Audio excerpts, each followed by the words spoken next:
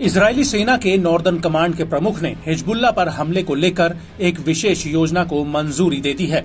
वहीं प्रधानमंत्री नेतन्याहू भी कह चुके हैं कि इजरायल हिजबुल्लाह के साथ आर पार की जंग लड़ने के लिए तैयार है, क्योंकि हिजबुल्लाह लगातार उत्तरी इजरायल पर हमले कर रहा है, जिसमें आईडीएफ को जानमाल से लेकर हथियारों का भारी नुकसान हुआ है।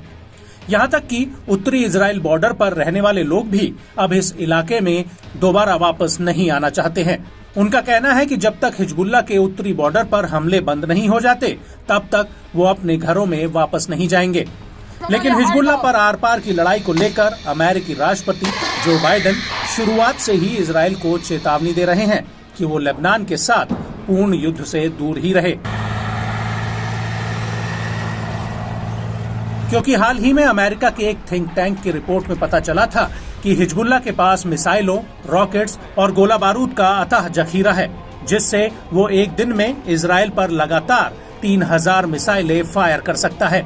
यहाँ तक कि वो एक महीने तक ऐसे हमले बिना रुके कर सकता है और ऐसे हालातों में इजरायल का एयर डिफेंस सिस्टम आयरन डोम धराशायी हो जाएगा।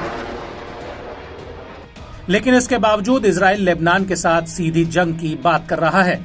लेकिन अब एक बार फिर फाइनेंशियल टाइम्स की एक खबर के अनुसार अमेरिका ने इजरायल को चेतावनी दी है कि हिजबुल्लाह के साथ सीधी जंग में आईडीएफ सीमित रूप से अपने आप को बचा पाएगी।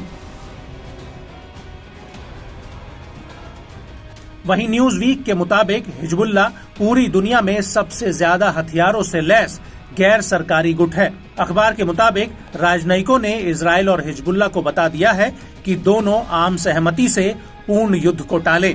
अमेरिका का कहना है कि इजरायल और हिजबुल्लाह के बीच एक और युद्ध एक असाधारण विनाश को ला सकता है और इजरायली पीएम नेतन्याहू के लिए ये सबसे बड़ी चुनौती होगी।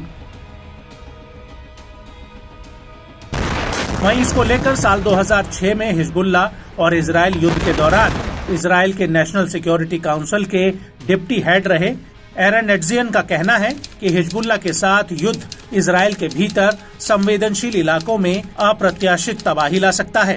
मुझे लगता है कि इजरायल हिजबुल्लाह से 24 घंटे के भीतर हार जाएगा और ये देखना मुश्किल है कि युद्ध को कैसे जल्दी या बिल्कुल भी जीता जा सकता है।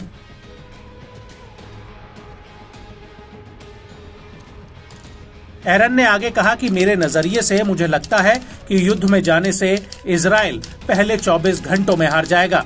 सामान्य रूप से जो तस्वीर हम देखेंगे वो बड़े पैमाने पर संवेदनशील इलाकों में विनाश की होगी, जो हमने पहले कभी नहीं देखी होगी।